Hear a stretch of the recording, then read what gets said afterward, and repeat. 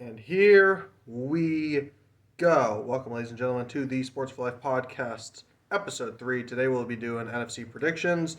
So let's just jump right into it. All right, we will begin with the NFC North, and we will start with the Green Bay Packers, who will win the division, going 12-5. I'm fully confident in this team. And, there are a couple different reasons. First of all, Aaron Rodgers is officially coming back. We did have that very, very long and tedious offseason story of whether or not will he or won't he come back. I mean, I always felt like the answer was pretty obvious. I never thought he was going to retire. I think it would have been a lot more interesting. And we did see Jordan Love in preseason, and overall he played pretty well. So yeah, but Aaron Rodgers, he's coming back. They got Aaron Jones back. They did lose Corey Linsley this offseason to the Chargers, which I think will hurt drastically. I don't think people quite knew how valuable he was in his overall offensive line. So I think they're actually going to start the season a little bit shaky because they don't get David Bakhtiari, who is the best left tackle in football, back. He's going to begin the season on the PUP list, physically unable to perform. So he's not going to be there, which means they're going to be out without him for a minimum of 6 weeks, which will absolutely be devastating. And Aaron Rodgers really relies heavily on a really good offensive line, so I think that's going to be a problem. But if he does come back this season, which according to all reports he will be, then it should be good, and I'm sure he'll be ready to go.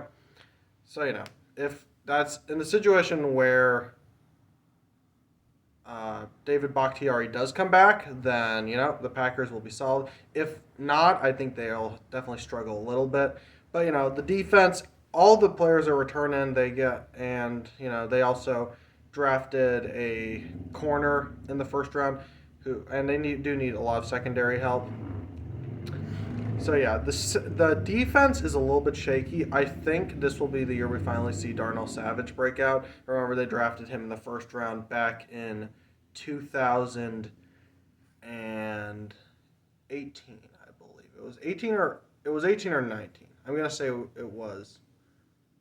I'm gonna go with 19, but don't take my word for that. I don't remember. They either drafted him in 2018 with Rashawn Gary, or they drafted him in 2019. They drafted Jair Alexander in 2018. Either way, I think he's gonna break out this year. They do have Jair Alexander, who is one of the best corners in the league, and yeah, overall the defense they still have Kenny Clark, Zadarius Smith, so. Preston Smith. I'm not concerned about the defense. Needs a little bit some improvement overall. A lot of people are saying that the Packers need more wide receivers. I do partially agree. I think they should have added Will Fuller this offseason. I think he would have made an excellent addition to the Packers.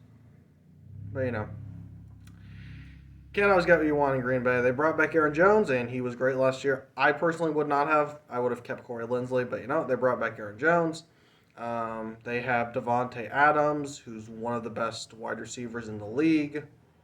They have the tight end Robert Tonyan. So the offense overall, as long as they have Aaron Rodgers, they'll be good. Also, the division is incredibly weak.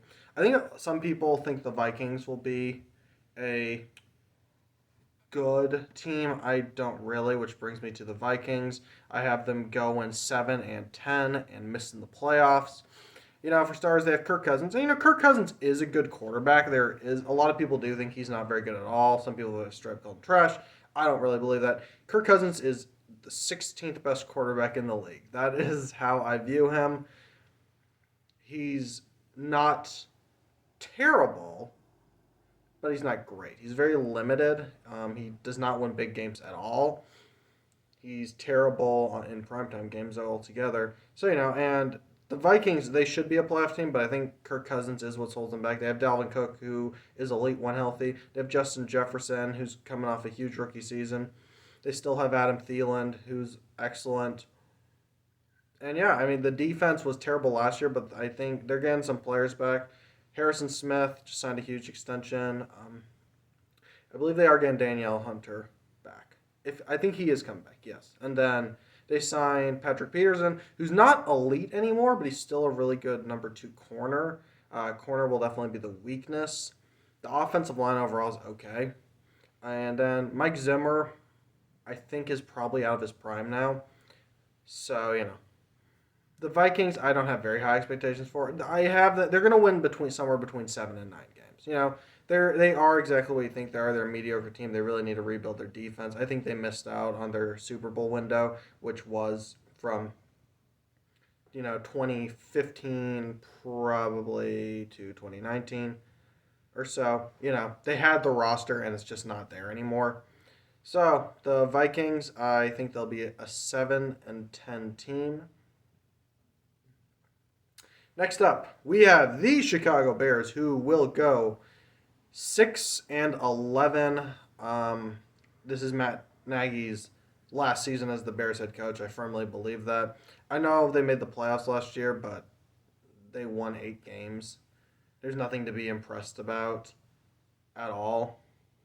So yeah, I'm not feeling too confident in the Bears at all, honestly.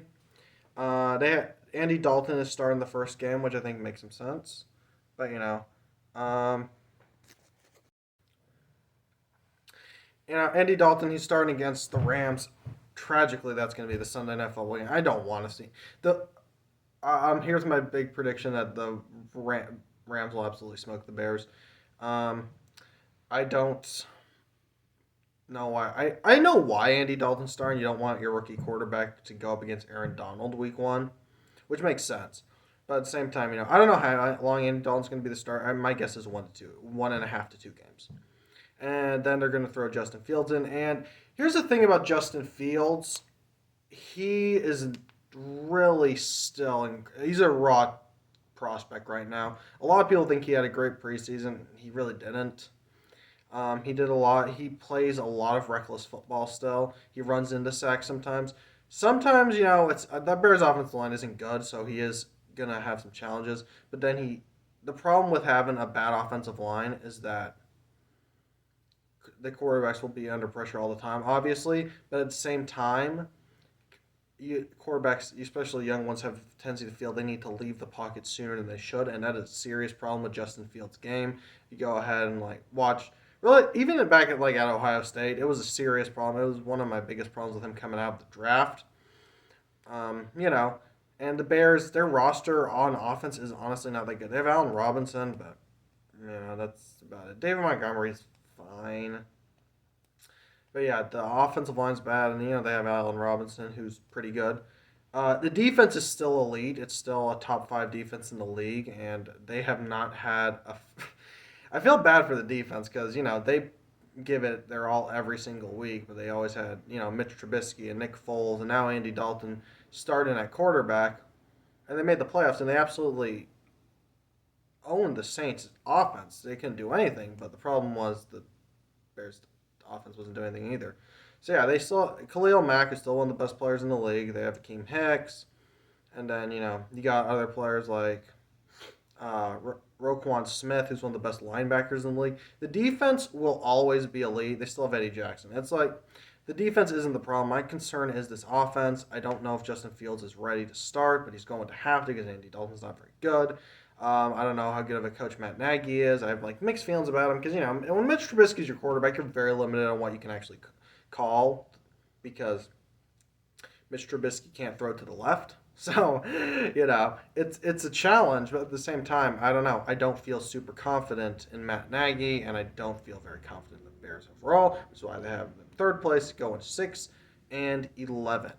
And in last place, we have the Detroit Lions, a team which, honestly, for the first time in my entire life, I have a little bit of faith in the Lions' future. Now, Lions fans don't like me much.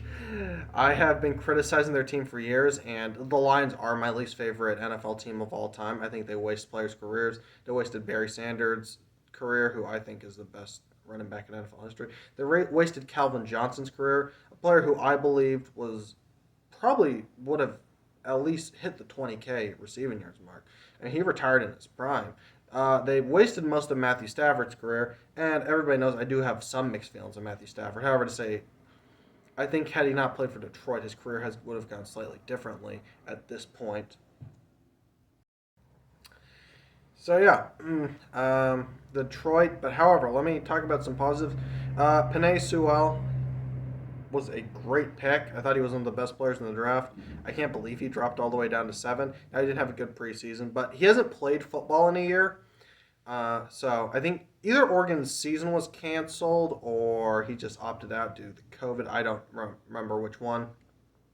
But either way, he hasn't played football in a year. But he's going to start out slow, but he's definitely going to get better by the end of the season. Frank Ragnow's an elite center, so good on them. They did lose Kenny Galladay, which is a serious problem.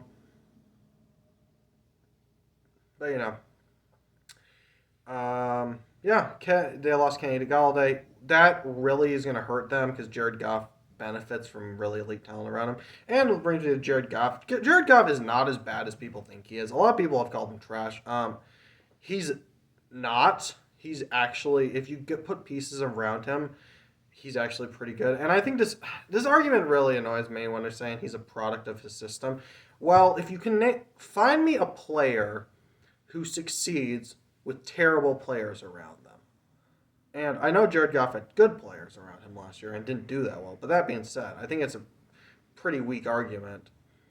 And was he a benefit of Sean McVay's coaching? Yes, absolutely. But I don't know why we criticize Jared Goff for that. I think he'll do fine in Detroit. If the offensive line plays well, Jared Goff is good. That's basically how he can't deal with pressure, but with an elite offensive line, he's one of the best quarterbacks in the league, actually. So as long as the offensive line plays well, I think they'll be okay. They have T.J. Hawkinson, who was their first round pick in 2019, made the Pro Bowl last year. So he's definitely gonna be the number one guy. I don't actually know any of the wide receivers on the Lions. They do have DeAndre Swift, the running back, who had played pretty well last year. So that's the offense. I think they're going to be very limited. They did add Anthony Lynn, the former Chargers head coach. He's a good coach. I don't know if he's a good head coach, but he's definitely a good offense coordinator. So, and they do have Dan Campbell, who's one of my favorite persons in the league right now. I just love the way he conducts himself. It's really funny. I don't know. Some people hate it. I think it's incredibly entertaining. I'm all here for it. My biggest concern about the Lions is the defense. It's really bad. Matt Patricia coached defense horribly. Jeffrey Okudah was not good last year at all. He was terrible as a rookie.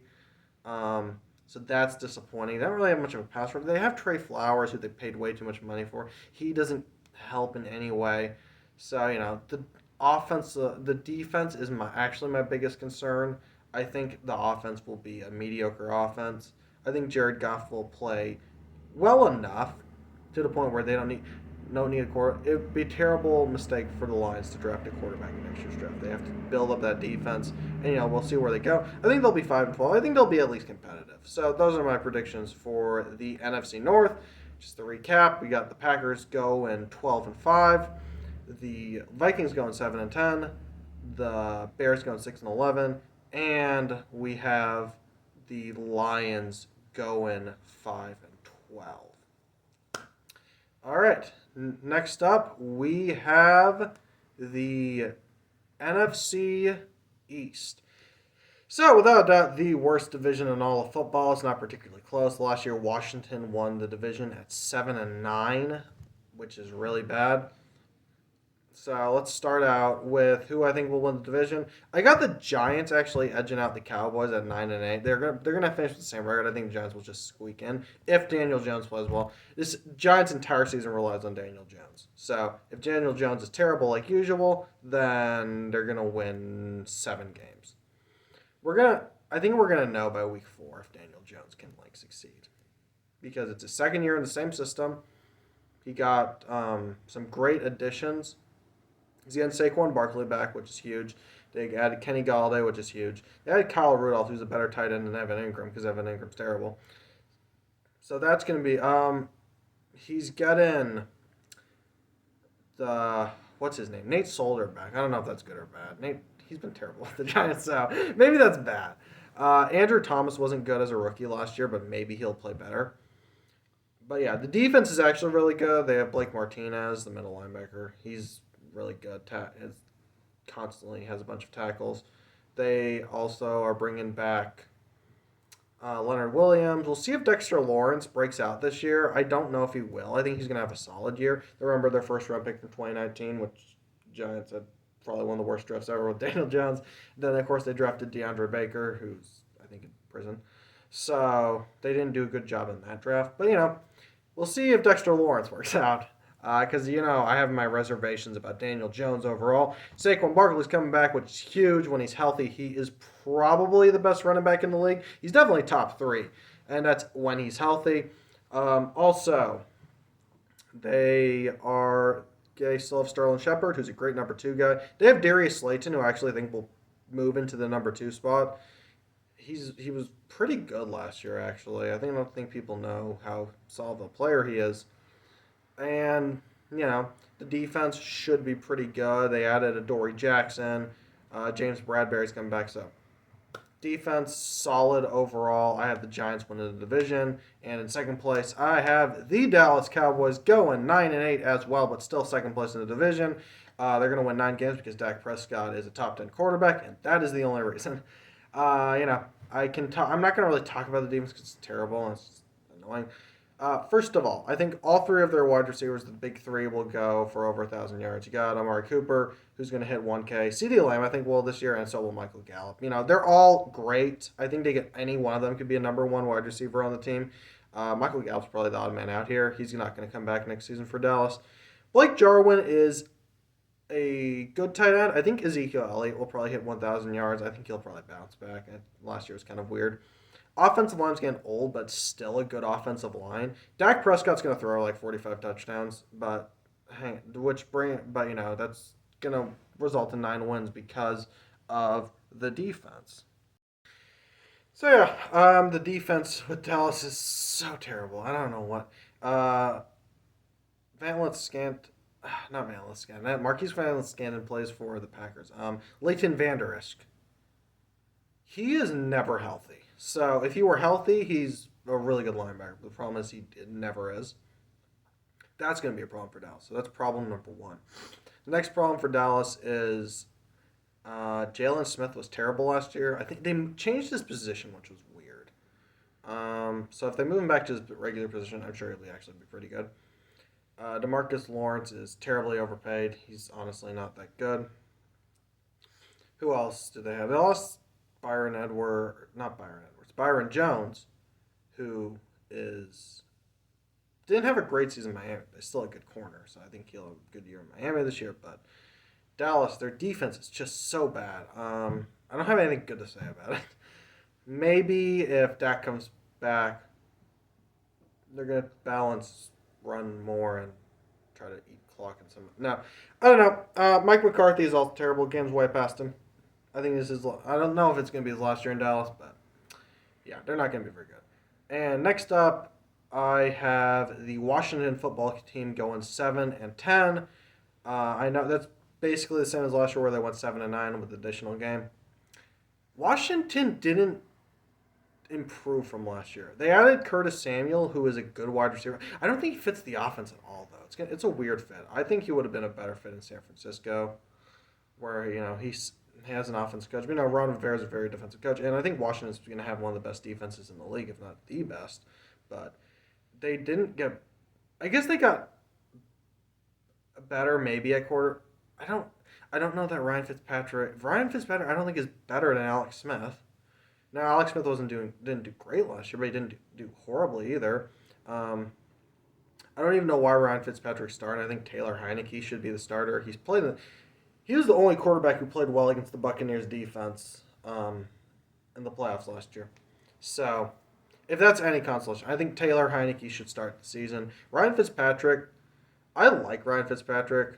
And he's a cool guy. He also has by far the best beard in the league. But he's honestly not a good quarterback. He's a backup to bridge quarterback. He can play about 6 to 7 games. I don't think they should have drafted a quarterback, but honestly, this would never happen. But I think the Washington football team. Okay, side note, when are they getting a name? So they changed their name. as most of you know. And then this reminds me of the Cleveland Indians. They've officially changed their name, which I have my own personal opinions on, which I'm sure I'll talk about at some point in a baseball video.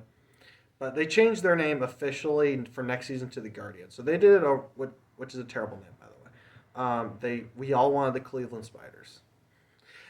Bring back Cleveland Spiders. That would have been amazing. But anyway, so they changed their name to the Cleveland Guardians, which took almost no time at all. And the Washington football team is still pondering what they could possibly call themselves. It doesn't take that long. The answer is right in front of you. You can go a lot of different ways. You could go, I think they should be called the Washington Red Wolves. I think that's a great name. They can get a really cool symbol. There are a lot of accounts on Instagram that actually design logos for a team that would be the Washington Red Wolves. And I think they look great. Washington Warriors isn't bad. I like that name. There are a lot of good options. Some people like. I think football teams growing on some people, but it's honestly so bad it's good. But no, get a real name. I like Washington Red Wolves. I'd go with that personally. But that's neither here nor there. That's a side note, and I am now way off topic. But the Washington football team didn't improve. Ryan Fitzpatrick's going to start, but Taylor Heinicke's probably going to make it into the mix. Their defense is elite, so they're going to have enough wins. I think Chase Young will probably win Defensive Player of the Year. But it's just not. They have Curtis Samuel, who's good, and then they have the one other guy. I can't remember his name now for some reason. The wide receiver. His name is just blank in my mind. So, and they have Anthony Gibson, the running back from last year, who was good. So yeah, Washington. Well, defense is elite, but the offense, I think their quarterback's going to hold them back. Unless Taylor Heinicke absolutely blows people out of the water, which I don't think he will, but who knows? Maybe he'll be great. And lastly, in the NFC East, I have the Philadelphia Eagles going 3-14. I think they'll be the worst team in the league. I know if some of you guys follow me on Instagram at Bulls NFL Predictions, I already dropped my Eagles prediction, which I had them win actually, I think, 4 or 5 games. I changed my mind. They're going to be terrible. Nick Sirianni's a terrible coach. Let's just his press conferences are so awkwardly bad. He doesn't make any sense. I know he said at the either at the combine or the pre-draft, something like that. He said he plays rock paper scissors with player prospects to see how competitive they are. Who is so competitive in rock paper scissors that you can determine if they're a good prospect? Like, what nonsense is that? Don't do that. So I'm not. That's I don't know. I don't know if he's going for his whole unique thing, but it just came off as so stupid. Which, I mean, I'm sure he's a smart guy, but I don't think he can be a head coach. He didn't call the offensive plays in Indianapolis. That was Frank Reich's job. So yeah, not a good hire. They shouldn't have fired Doug Peterson. Jalen Hurts is going to get murdered this year. The offensive line's terrible. Lane Johnson is, I don't know, he's either hurt or he's just officially out of his prime altogether. I think Jason Peters retired. Andre Dillard has been a pretty mediocre player since they drafted him. Jason Kelsey's getting old. The Eagles have such an old roster. They need a rebuild. They need to just full-on tank. Best of luck to Jalen Hurts. I thought he actually played pretty well last year. They have Devonta Smith, who I am not feeling confident about at all. I thought Philly was a terrible spot for him. I remember in my mock draft from a while back, I said he should be drafted by the Colts, and I got a lot of hate for that. But my reasoning for that is look at the player. Look how he would benefit from a team that throws the ball downfield. Carson Wentz can throw a deep ball. Jalen Hurts doesn't have an elite arm, so that's 1. 2, he'd benefit more as a number 2 wide receiver. Because, I think if he can get a bigger guy on I think the Saints wouldn't have been a terrible spot for him either, but the Eagles is bad. He's going to have to be the number 1 guy. They have Jalen Reagor. Jalen Reagor's fine. I mean, they should have drafted Justin Jefferson or T. Higgins, even Brandon Ayuk. But basically the Eagles aren't very good at drafting or coaching, as far as I can tell. Their roster, I think it's the oldest roster in the league, and that's not what they need. Fletcher Cox is over the age of 30. Zach Ertz is coming back for, I think, his final year, and he's in his 30s. Jason Kelsey, I believe, is 30. Jason Peters is 40 if he's still on the team, but I think he retired though. So yeah, the roster's old. It's not very good. I think they're going to be the worst team in the league, and they're going to get the first overall pick. So good job, Eagles, on that part, but no confidence in this team at all. All right. So to recap, I have the Giants going 9-8 in first place. I have the Cowboys going 9-8 in second place. I have the Washington football team at 7-10, and the Philadelphia Eagles I have in last place at 3-14.